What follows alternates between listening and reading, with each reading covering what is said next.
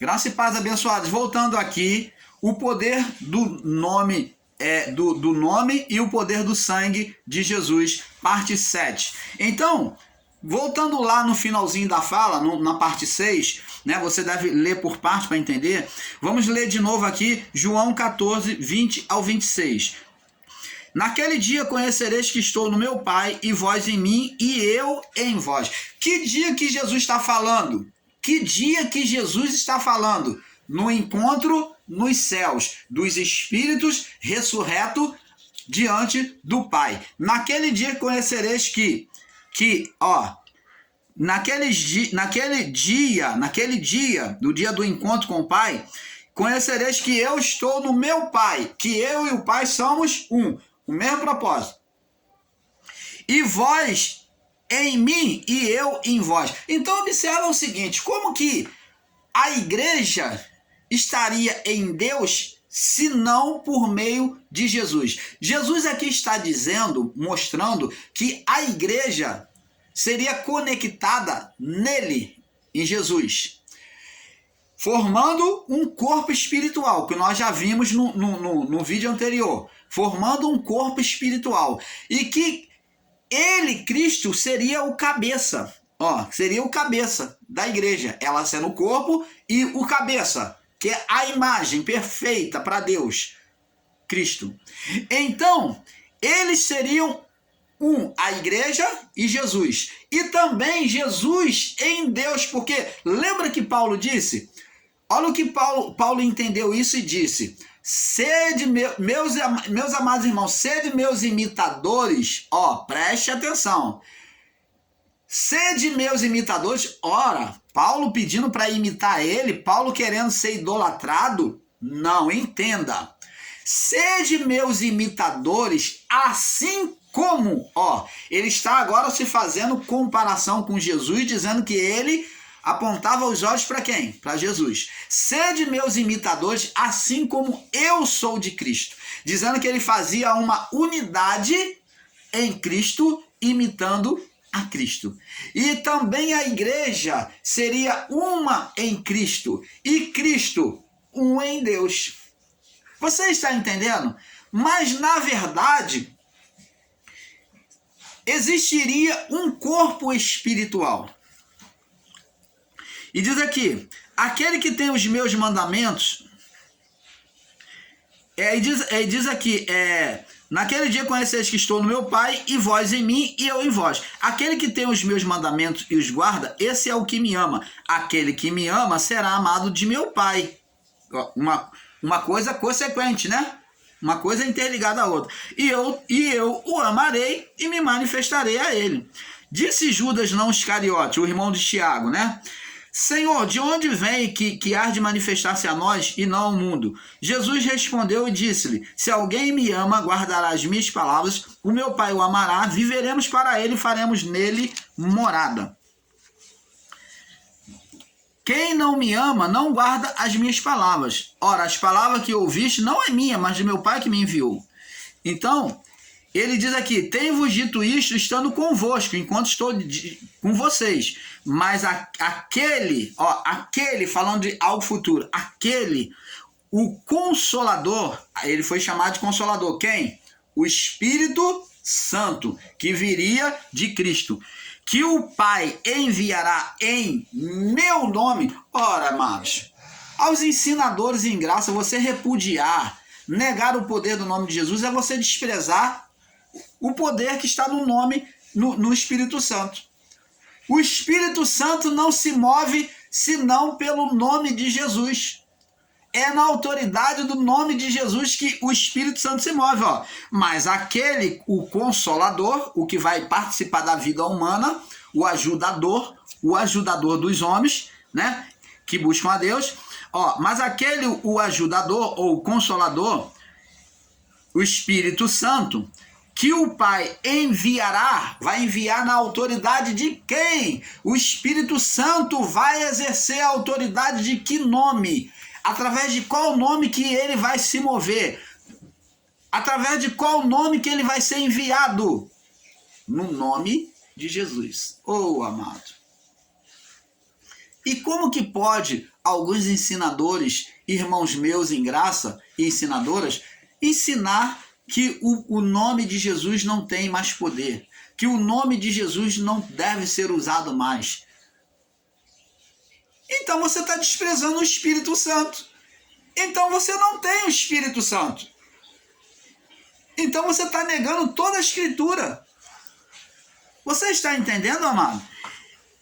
Que o Pai enviará em meu nome, esse vos ensinará todas as coisas, vos fará lembrar a tudo o que vos tenho dito. Então, vê que o Espírito Santo iria trabalhar sobre todas as coisas que Jesus ensinou. O Espírito Santo estaria no meio dos homens apenas para testemunhar e manifestar o nome de Jesus. Tudo aquilo que ele ensinou e fez. E como que se pode desprezar o nome de Jesus? Oh, abençoados!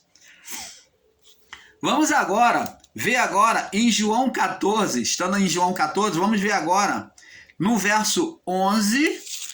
Vamos agora adiantar um pouquinho aqui os versos agora. Vamos ver o verso 11 ao 14. Vamos ver aqui, ó. Olha o que Jesus diz assim, ó. Falando com os discípulos, né? Falando com Filipe e os discípulos. Vamos ler do verso 8. Vamos ver do verso 8 em diante. Disse-lhe Filipe: Senhor, mostra-nos o Pai, que nos basta. Eles queriam ver a Deus. Olha o que Jesus diz para ele. Disse-lhe Jesus: há tanto tempo estou convosco e não tendes me conhecido, Filipe. Está dizendo, você está olhando o exterior, o véu, a parte carne. Ó, e não tendes me conhecido, olha para dentro, Filipe. Quem me vê a mim, quem está vendo a minha manifestação, não o físico, ó, quem está vendo a minha manifestação, o meu ensino, as minhas obras, vê o Pai. Mas como dizes tu, mostra-nos o Pai? Não crês que eu estou no Pai e que o Pai está em mim? As palavras que vos digo, não digo de mim mesmo, mas o Pai que está em mim, a pessoa interior de mim, é que faz as obras. Crede-me, ó, ele pede para ter fé, acreditar nele. Crede-me que estou no Pai, ó, os dois são um. Crede-me que estou no Pai e o Pai em mim. Agora, observa bem, como que ele pode dizer crede-me que estou no Pai e o Pai em mim, se o Pai estava assentado no trono nos céus e ele aqui na terra? Como que poderia isso? Ah, só se enxerga com os olhos espirituais. Eram dois,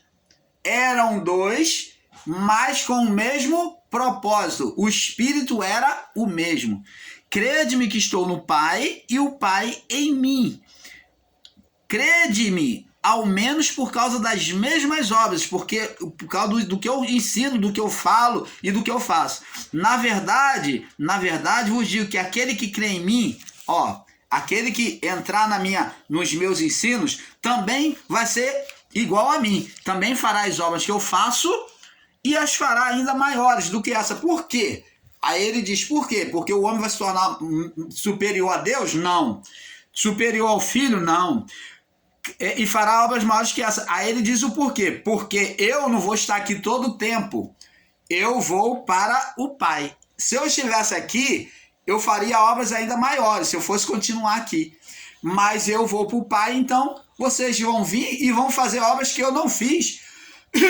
Obras maiores do que esta. Obras maiores. Então, uma das obras maiores que o homem fez em relação a Jesus é a evangelização. É a propagação do evangelho. Jesus ficou limitado àquela região, aquele grupo de pessoas ali em Jerusalém. E o evangelho? O evangelho, por meio dos discípulos, foi espalhado a todo mundo. Jesus não pregou a todo mundo. Quem pregou a todo mundo? Os discípulos. Obras iguais e maiores. Não só pelos milagres, mas também pelo maior milagre, que é atingir todos, pregando o evangelho. E em tudo que pedirdes em meu nome, eu o farei, para que o Pai seja glorificado no Filho. Opa, amados. Você está vendo que os discípulos agora seriam regidos pelo nome de Jesus? E nós também.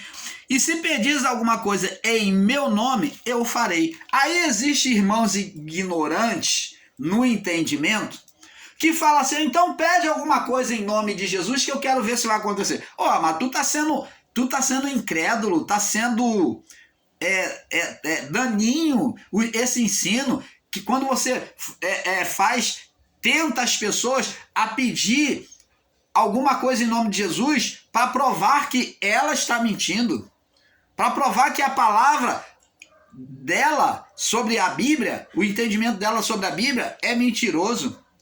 Você está sendo maligno, porque na verdade nós devemos temos que considerar que Deus não é servo do homem. Jesus não se colocou como servo do homem, mas ele pedia para os homens ser servo dele, se submeter à sua palavra. Quando nós estamos alinhados com a palavra de Deus e a vontade de Deus, então Deus nos concede. Deus nos concede. Por exemplo, vamos entender o seguinte, quer ver? Você que diz isso, então pede que eu quero ver se vai acontecer. Então preste atenção. Vou fazer essa palavra sua cair por terra. Pedro e João, estando a caminho do templo, quando foram subir ao templo, chegando na porta formosa do templo, que era uma porta toda revestida de bronze, suntuosa, né, na época, né, do templo construído por Herodes, então estava ali um mendigo, um homem paralítico e mendigando. E ele estendeu a mão para Pedro e João pedindo esmola. E Pedro e João, não tendo nenhum dinheiro para ofertar a eles, aquele homem paralítico, eles disseram o seguinte, olha, preste atenção, olha como é que tem que estar alinhado com a vontade de Deus. Eles olharam para aquele homem e disseram, olha, não temos ouro e nem prata. Eles falaram com aquele pobre coitado, aleijado, paralítico que estava ali mendigando, falou, olha, nós aqui não temos ouro nem prata para te oferecer. Mas o que nós temos, isso nós vamos te dar. Em nome de Jesus Cristo Nazareno, levanta e anda. Ora, aquilo que ele fez para aquele homem, outrora paralítico, foi muito mais do que o dinheiro, do que tirou aquele homem de estado de humilhação e dependência humana das pessoas, curando aqueles homens em nome de Jesus. Oh, amados! E como que não se pode enxergar isso? Se os nossos pedidos, se as nossas orações estiverem alinhadas com a vontade de Deus, é claro que sim, o milagre vai acontecer. Pedro e João não foram ali para poder curar aquele homem, eles foram para estar no templo. Mas dentro da vontade de Deus, alinhado com a vontade de Deus, Deus operou, Deus fez manifestar o poder sobre a palavra daqueles homens, curando aquele paralítico. Você está entendendo, amado? Não sejamos ignorantes. Vamos também em João 10 entender. Canal Luzes da Graça, trazendo a iluminação perfeita do Pai a você. João 10, no verso 13. Olha o que diz aqui. Preste atenção. É João? Não, é João 10, verso 33. 36, me perdoe. João 10, 36. Diz aqui: aquele a quem o Pai santifica, aquele a quem o Pai santificou e enviou ao mundo, falando dele mesmo. Vós dizeis blasfemas, porque disse, sou filho de Deus. Então ele estava sendo condenado pelos fariseus, pelos saduceus, pelos religiosos, porque ele disse que era filho de Deus. Aí ele diz no verso 37, se não faço as obras de meu Pai, não me acrediteis. Mas se faço e não credes em mim, crede nas obras, para que conheçais e acrediteis que o Pai está em mim e eu nele. Você está vendo que o Pai está em mim e eu nele. Então, ele ali mostrou que o Pai estava nele, no interior. Então, a adoração, amados, como falamos, a adoração, já falamos aqui, era dada no nome de Jesus. E até os anjos reconheceram isso. Mas existe, irmãos em graça, que é pior, né? Que é superior aos anjos, porque não aceitam. Vamos lá em Apocalipse 7. Vamos lá em Apocalipse 7, no verso 9.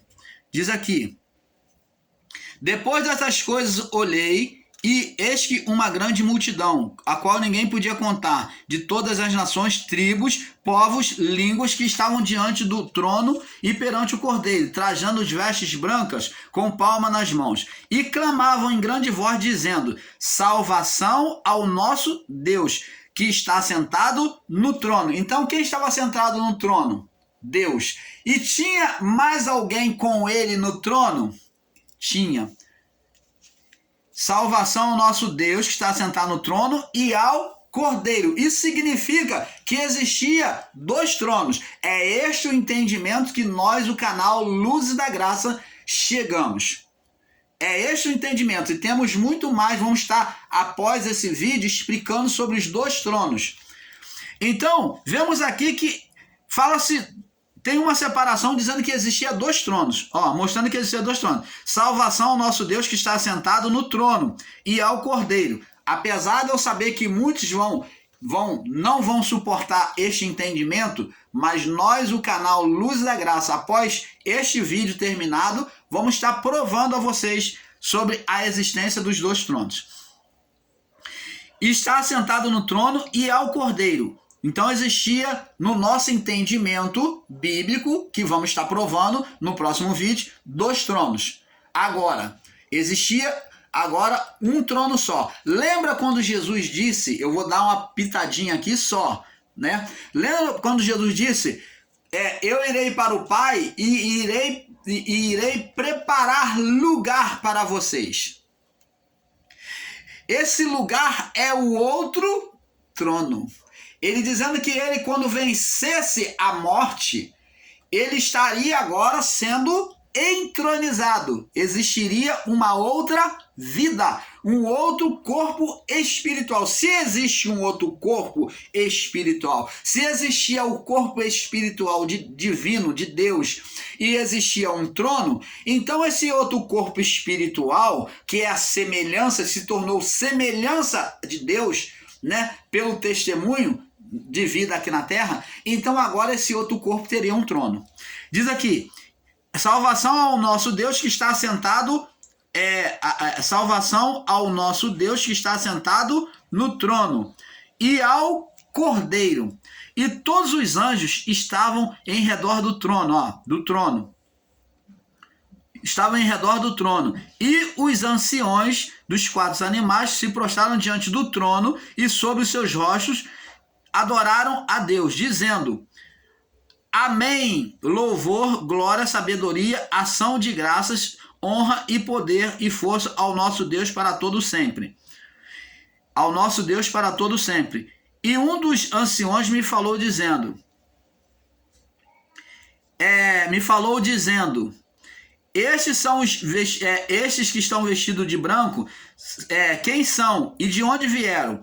E eu lhe disse, verso 14, Senhor, tu sabes. E ele disse-me, estes são os que vieram da grande tribulação e lavaram as suas vestes e branquetearam no sangue do Cordeiro.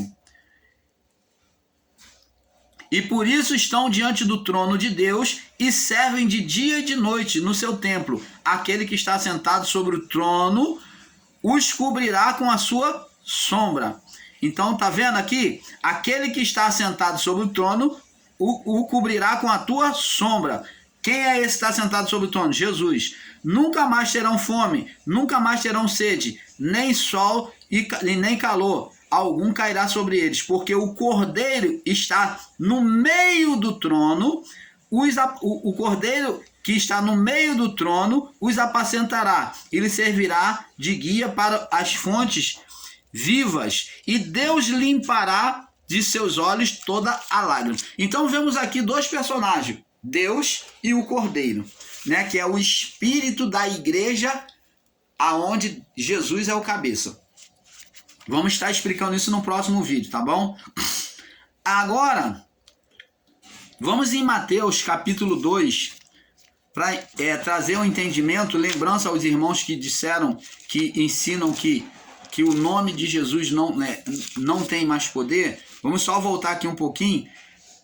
Mateus capítulo 2, verso 1 e 2, diz aqui: E tendo nascido Jesus em Belém da Judéia, no tempo do rei Herodes, eis que uns magos vieram do Oriente a Jerusalém, dizendo: Onde está aquele, os magos, né? Foram adorar. Onde está aquele que é nascido o rei dos judeus? Porque vimos a sua estrela e viemos adorá-lo. Ora, adorá-lo? Mas lá no livro de Êxodo, na lei, não está Jesus também lá em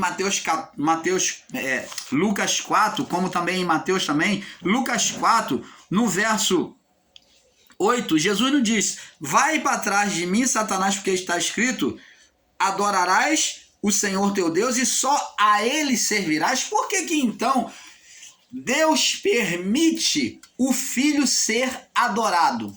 Porque é ele mesmo ali, ele colocou porção dele mesmo, da sua, a vontade de Deus manifesta naquele corpo. Você está vendo? Os anjos foram adorá-lo, foram adorar, e tanto que eles presenteiam o menino Jesus com os presentes, né? Eles trazem os presentes para o menino. Agora, amados, vamos em Mateus 8, ver também, vamos completando para nós entrarmos agora na parte que vamos estar dando paulada na mentira, no engano agora, de forma mais forte. Diz aqui: E eis que veio um leproso, descendo, verso 1, e descendo ele do monte, seguiu uma grande multidão. Verso 2, e eis que veio um leproso e o adorou, dizendo: Senhor, se quiseres, pode me tornar limpo. E Jesus, estendendo a mão, tocou, dizendo: Quero, fica limpo. E logo ficou purificado da sua lepra. Então vê que o leproso adorou. Existem muitas passagens que Jesus recebe adoração. Se ali naquela natureza, dentro daquele véu, não estivesse o próprio Deus, então não poderia se receber adoração. Mas, ao contrário disso, Jesus é adorado, né? Como o anjo lá em Apocalipse disse para adorar, quando João se curvou, ele diz: adora a Jesus, eu sou teu conservo, adora a Jesus. Ele disse: eu sou teu conservo, adora a Jesus. Está aqui em... Ele diz: eu sou teu conservo, adora Jesus. Então, abençoados, agora vamos entender em João 9, João capítulo 9, no verso 35, para nós passarmos agora para o próximo entendimento para vocês. 9, 35 ao 38, vamos ler aqui rapidamente. Diz aqui, outra adoração. E disse Jesus: já tens visto que é... 37. 35. E quando viu que tinha expulsado, e encontrando, disse: crês tu no Filho de Deus? E ele respondeu e disse: quem é ele? Quem é ele, Senhor, para que nele creia? Isso aqui é acerca do cego de nascença, que ele havia sido curado. Jesus no diálogo com ele. E Jesus lhe disse: tu já tens visto aquele que fala contigo. Está dizendo que agora você pode ver que quem te curou fui eu, aquele que está falando contigo. E ele disse: creio, Senhor, e o adorou. Então ele foi grato a Jesus. Ele, quando soube que aquele que falava com ele aqui curou ele, porque ele era cego, então Jesus abriu os olhos e falou: fui eu que te curei. Então ele adorou a Jesus. Agora, o poder de Jesus estava não só sobre o nome, mas sobre o sangue. Mas antes de falar, vamos agora falar sobre o poder sobre o sangue. Vamos agora em João 17. Vamos ter entendimento agora sobre a oração sacerdotal de Jesus. Agora que vamos estar dando paulada direto no equívoco. Jesus falou assim, aos que negam o nome de Jesus, presta atenção. Jesus falou assim e levantou os olhos do céu e disse: Pai, é chegada a hora, glorifica o teu filho, para que também teu filho glorifique a ti. Estava dizendo que já estava perto da hora de ser entregue à morte. Assim como lhe deste poder sobre toda a carne, deu poder a quem? Ao seu nome, para que dê vida eterna a todos que lhe deste. Então ele teria poder para ressuscitar também os espíritos. Verso 3. E a vida eterna é esta, que te conheçam a ti. Teria a vida eterna que aqueles que conhecessem a ti como único Deus. Ora, se ele era o único Deus, por que Jesus estava sendo adorado? Porque Deus estava ali. A natureza era do Deus conosco, Emmanuel. Como o único Deus verdadeiro. E, as duas manifestações de Deus. O Deus de longe, que é o Deus nos céus, e o Deus de perto. Jesus foi a representação do Deus de perto. E ele, por meio agora do Espírito Santo, é a representação do Deus de perto para nós. Ele agora não está longe mais. Ele agora está perto. Te conheço a ti como um Deus, como um único Deus verdadeiro, e a Jesus Cristo, a quem tu enviaste. Então o nome de Jesus está sendo ressaltado aqui. E eu te glorifiquei na terra, tendo completado as obras que me deste a fazer. Eu completei, eu cumpri. Agora, verso 5, glorifica-me, ó Pai, junto de ti mesmo. Então ele agora iria receber um corpo espiritual, glorificado. E glorificar aqui está falando de receber um corpo glorificado pelo Criador. Então agora ele teria um corpo.